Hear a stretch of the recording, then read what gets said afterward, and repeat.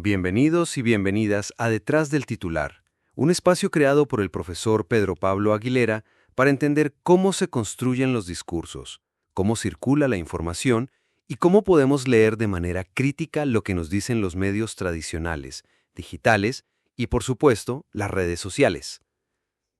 En el ecosistema informativo del siglo XXI, las noticias ya no se conforman con narrar lo sucedido. Quieren que lo experimentes como si estuvieras en medio de la escena y con la emoción precisa que la redacción o el algoritmo considere más eficaz. El dato en frío es casi un fósil periodístico. Lo que manda ahora es la temperatura emocional.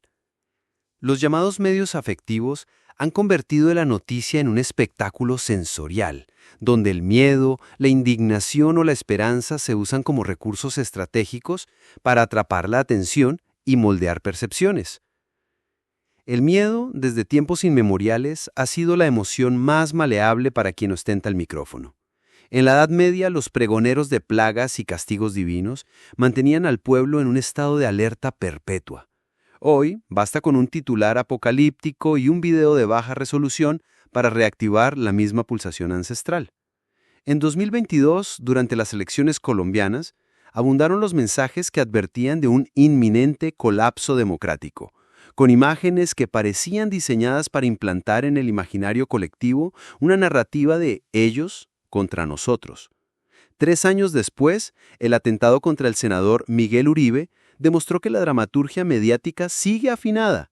Cámaras encuadrando cintas amarillas, declaraciones solemnes y un guión implícito que reavivaba el fantasma del retorno a la violencia política. La indignación es otra historia, más volátil, más adictiva. En 2024, el rumor, falso pero viral, del nombramiento de alias Pichi como gestor de paz corrió como pólvora. Incluso después de desmentido, seguía circulando porque la indignación tiene la ventaja de no necesitar pruebas, solo combustible. En 2021, en plena efervescencia de las protestas en Cali, un subtitulado de Noticias RCN que mostraba a manifestantes pacíficos celebrando la reforma tributaria, fue percibido como un golpe bajo a la veracidad. Y en 2025, el transfeminicidio de Naguar Jiménez transformó la tristeza colectiva en una oleada de denuncias, debates y polarización en torno a los derechos de género. La esperanza, aunque menos frecuente en titulares, ha jugado un papel fundamental en otros momentos de la historia mediática. Basta recordar las portadas de 1989 tras la caída del muro de Berlín, cuando la prensa occidental inundó el espacio público con imágenes de abrazos, colores brillantes y promesas de un futuro compartido. En Colombia, esa emoción tuvo su momento durante la firma del Acuerdo de Paz en 2016. Sonrisas, palomas y discursos de reconciliación ocuparon las primeras planas. Pero la esperanza en este ecosistema es un producto de lenta elaboración y en un mercado donde manda la inmediatez suele ser desplazada por emociones más eficientes para generar clics. La ironía más amarga es que este manejo afectivo no es un accidente, sino un engranaje estructural del negocio mediático contemporáneo. Los algoritmos y hábitos de consumo construyen burbujas informativas impermeables, donde cada ciudadano respira el mismo aire narrativo que confirma sus certezas previas. El estudio de las movilizaciones sobre el debate del acuerdo de paz lo evidenció.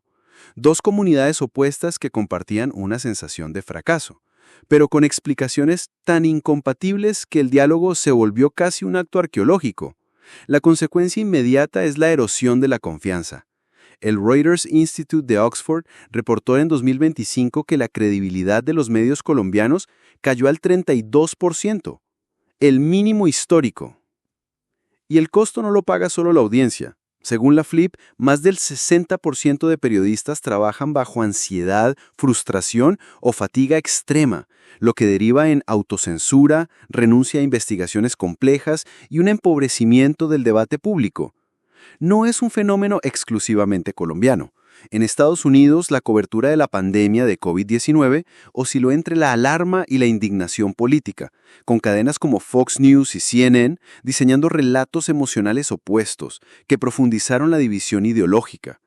En Brasil, durante el gobierno de Jair Bolsonaro, la confrontación mediática se convirtió en un teatro permanente donde cada hecho se reinterpretaba según el guión del adversario. La historia se repite. La prensa de la Revolución Francesa también se dividió entre patriotas y realistas, cultivando un clima de emociones extremas que ayudó a encender la guillotina. Y aquí entra el eco más revelador, el Yellow Journalism del siglo XIX.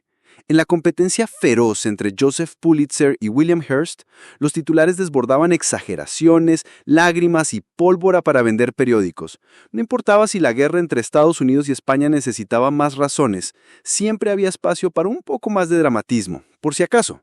Aquella prensa amarillista no solo vendía noticias, vendía una experiencia emocional, un escándalo, una indignación, un enemigo. Hoy, con tecnología más sofisticada y un alcance global, repetimos la misma lógica, pero con la ventaja o la desgracia de que los clics viajan más rápido que la tinta. En un país como Colombia, donde la polarización parece un deporte nacional, los medios afectivos no solo cuentan la historia, también afinan la orquesta de nuestras emociones. Entre el periodismo como brújula y el periodismo como montaña rusa, la pregunta que queda flotando no es si estamos informados, sino quién decide el recorrido y si al bajarnos recordaremos algo más que el vértigo. Gracias por escucharnos en Detrás del Titular. Comparte este episodio, suscríbase y sobre todo mire las noticias con lupa.